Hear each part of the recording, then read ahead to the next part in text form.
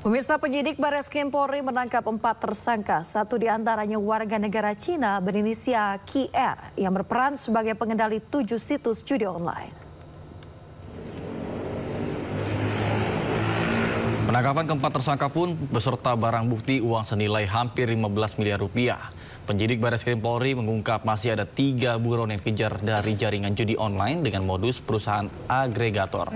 Ketiga buron tersebut merupakan warga negara asing Cina. QR yang telah ditangkap disebut polisi juga memiliki peran lain. Salah satunya adalah melakukan pertukaran uang dari mata uang rupiah ke kripto.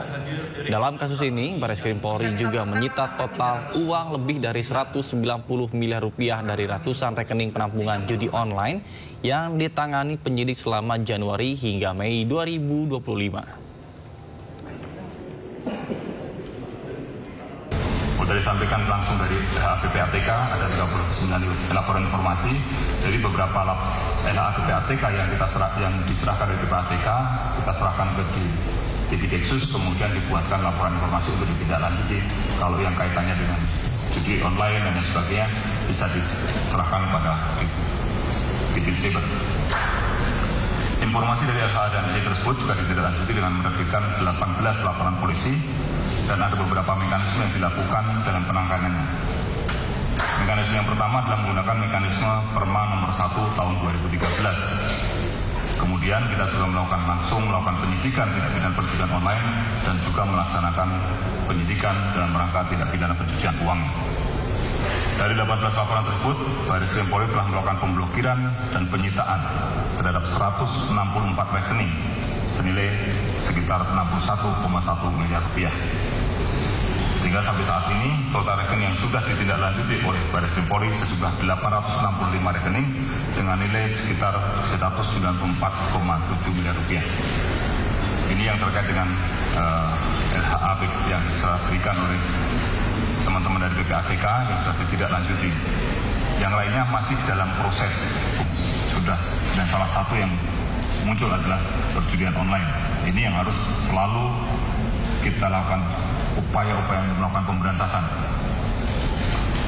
Pemberantasan judi online ini juga merupakan bentuk perlindungan negara terhadap masa depan ekonomi digital Indonesia dan juga bentuk perlindungan negara kepada warga negara Indonesia.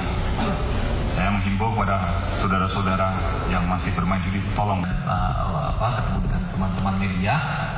Dan judi online kalau kita lihat pertumbuhan 2022 ke 2023, teman-teman bisa melihat pertumbuhan itu 213% dari 2022 ke 2023.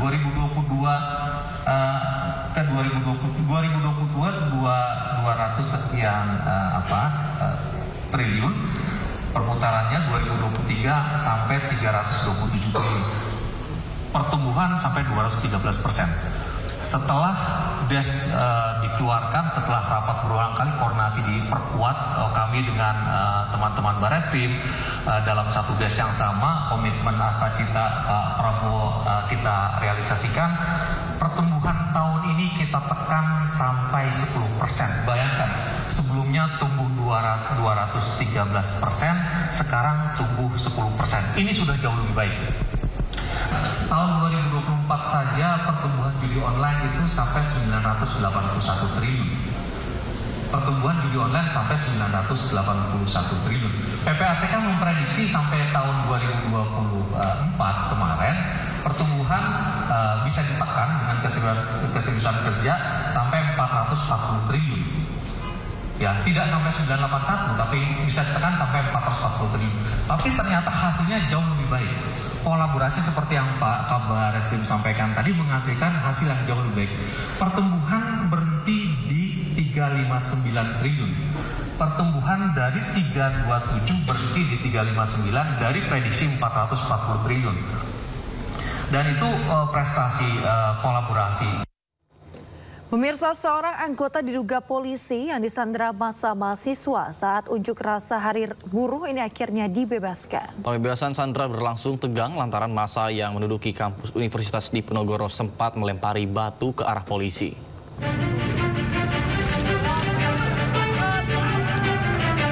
Situasi mencekam terjadi saat ratusan anggota kepolisian gabungan mendatangi kampus Universitas Diponegoro, Semarang, Jawa Tengah. Aparat gabungan berupaya membebaskan rekan mereka, seorang anggota Intel yang disandra massa mahasiswa. Polisi nyaris terlibat bentrok dengan massa mahasiswa karena dipancing dengan lemparan batu. Namun setelah sempat tegang, polisi akhirnya dapat mengendalikan situasi.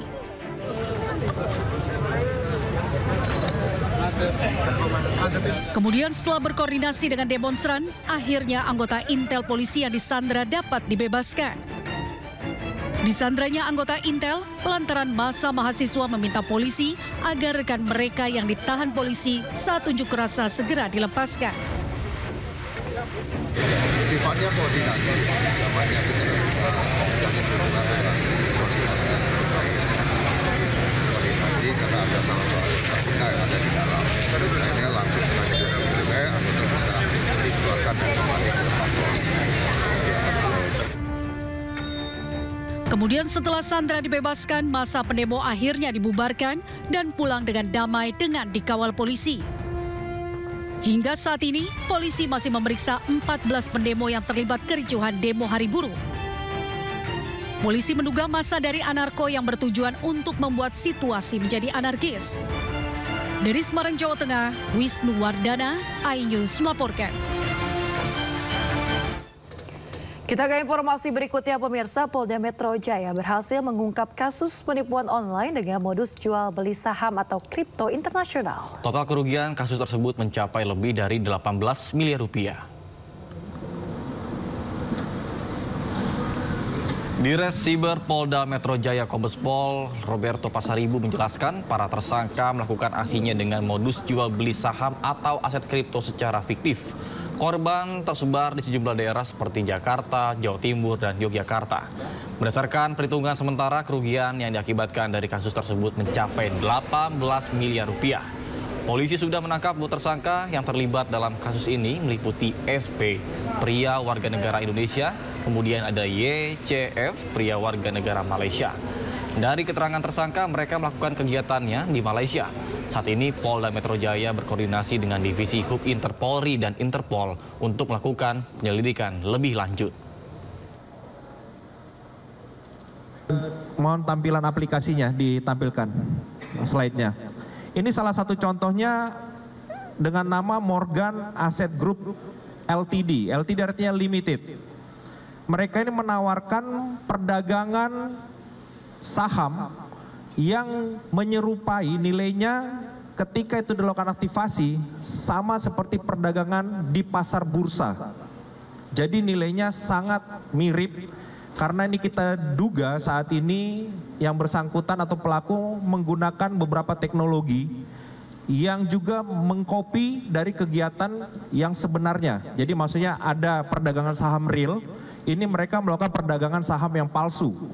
Ini salah satunya. Kemudian tampilan kedua, ini adalah perdagangan aset kripto yang nilainya juga sama. Mereka bisa dilihat up and down, beberapa jenis-jenis kripto di sana bisa kita lihat. Itu di dalam jam saat yang bersamaan ketika kita melakukan cross check. Ya, jadi misalnya salah satu contohnya Bitcoin.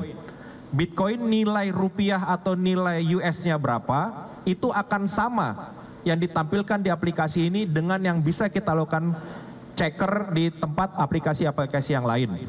Nah, inilah yang membuat para korban ini sangat yakin, dan ada beberapa dari korban-korban ini yang sudah melakukan withdraw atau penarikan.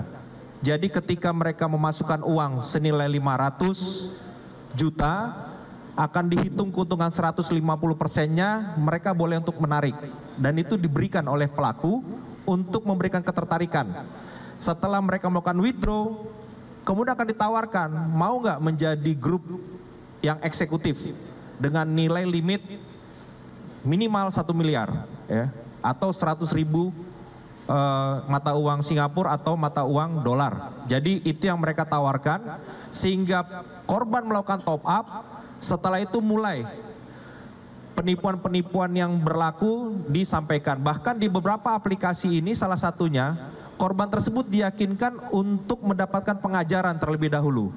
Nanti ada seseorang yang sudah direkam secara video ataupun kita duga ini merupakan menggunakan teknologi artificial intelligence, sebenarnya bukan orang wajah yang real, tetapi seolah-olah bisa untuk berbicara langsung.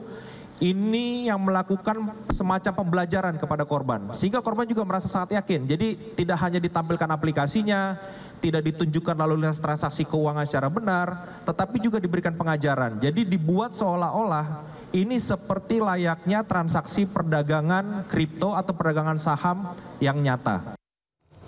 Pemirsa, Polda Kalteng bentuk tim gabungan untuk menangani kasus penyegelan perusahaan di Kabupaten Barito Selatan yang dilakukan oleh oknum Ormas DPD Gripjaya. Langkah ini diambil untuk memastikan penegakan hukum berjalan sesuai dengan prosedur.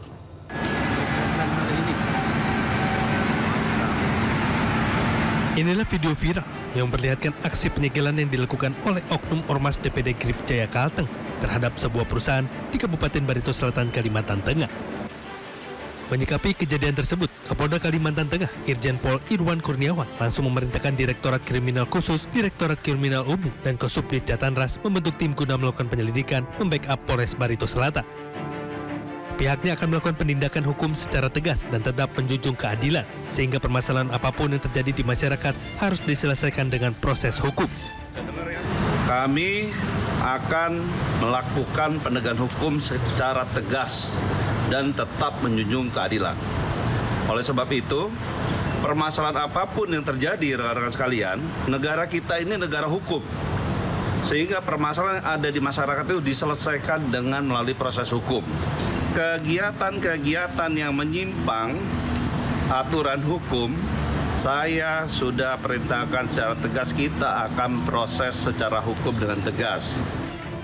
Polda Kalteng menegaskan tidak akan mentolerir tindakan yang mengganggu ketertiban umum maupun aktivitas dunia usaha dan mengajak semua pihak untuk menghormati hukum sebagai jalan penyelesaian konflik. Dari Palangkaraya, Kalimantan Tengah, Adesata iNews melaporkan.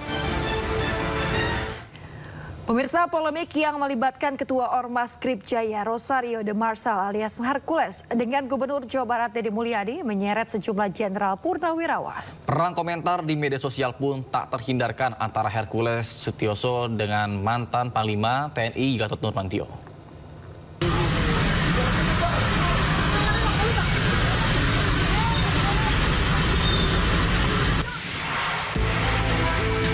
Pasca insiden pembakaran mobil polisi di Depok, Jawa Barat oleh anggota Ormas Gerakan Rakyat Indonesia Bersatu atau Gripjaya pada 18 April lalu, sejumlah pihak pun berkomentar keras, diawali oleh Gubernur Jawa Barat Deddy Mulyadi yang menyebut negara harus melawan tindakan premanisme bila perlu sampai nol.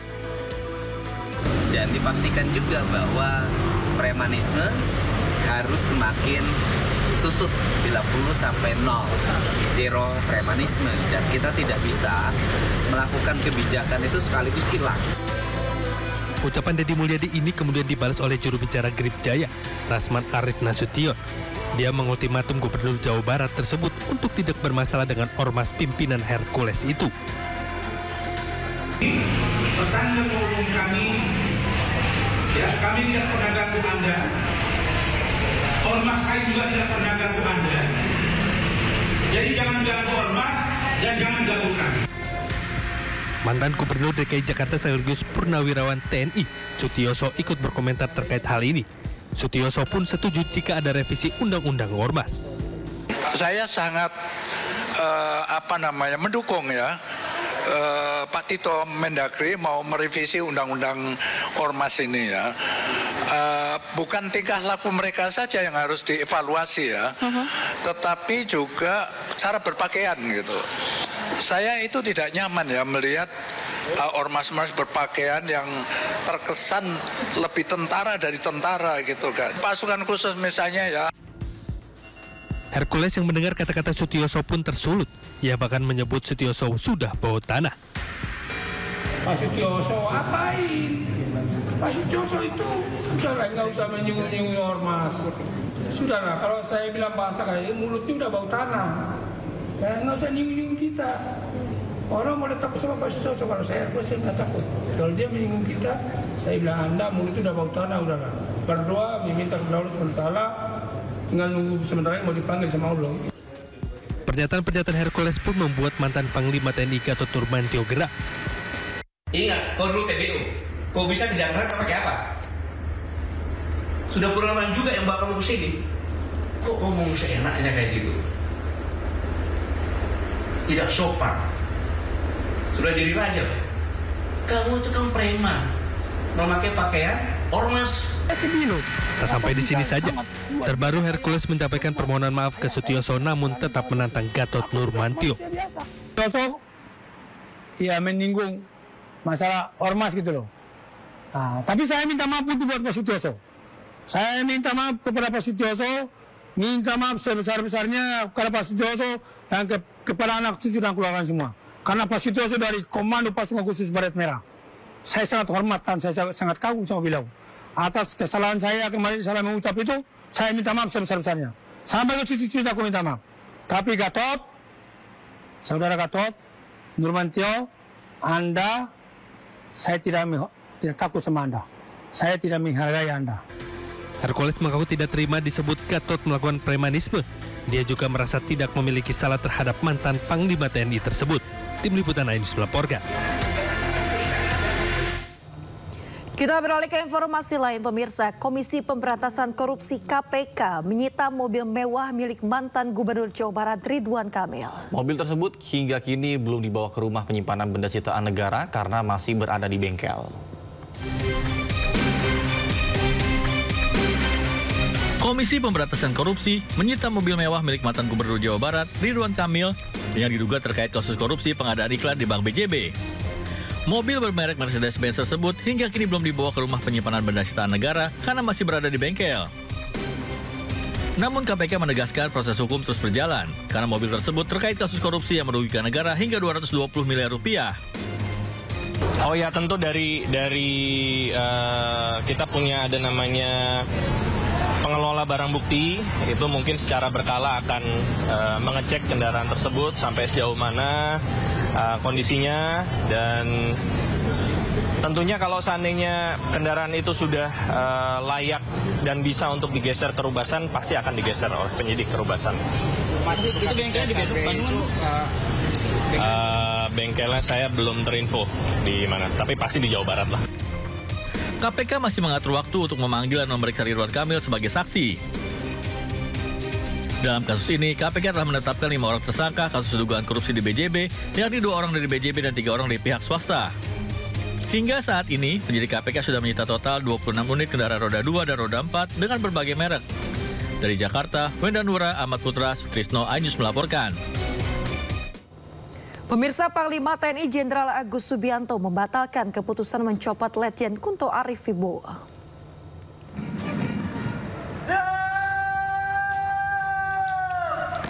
Sebelumnya Panglima Jenderal TNI Agus Subianto rotasi mutasi terhadap 237 perwira tinggi TNI. Letjen Kunto masih memegang jabatan Pangkogap Wilhan 1, dirinya pun batal digeser menjadi staf khusus Kasat. Sementara itu Laksamana II Hersan selaku mantan ajudan Presiden Joko Widodo batal menjabat sebagai Pangkop Wilhan 1.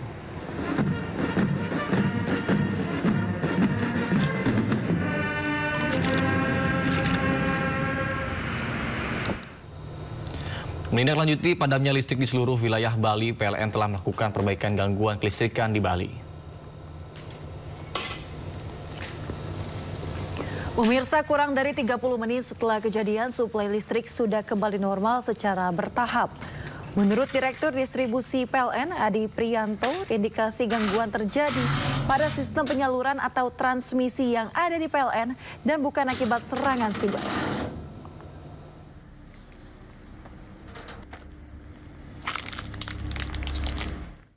Menindaklanjuti gangguan pasokan listrik yang terjadi pada hari Jumat sekitar pukul 16.00 waktu Indonesia Tengah di Bali, kami dari PLN langsung merespons dengan cepat dengan menerjunkan ratusan personel dan mengerahkan segala upaya dalam melakukan perbaikan gangguan yang terjadi. Kurang lebih 30 sampai dengan 45 menit setelah kejadian, suplai listrik sudah berhasil kembali masuk secara bertahap.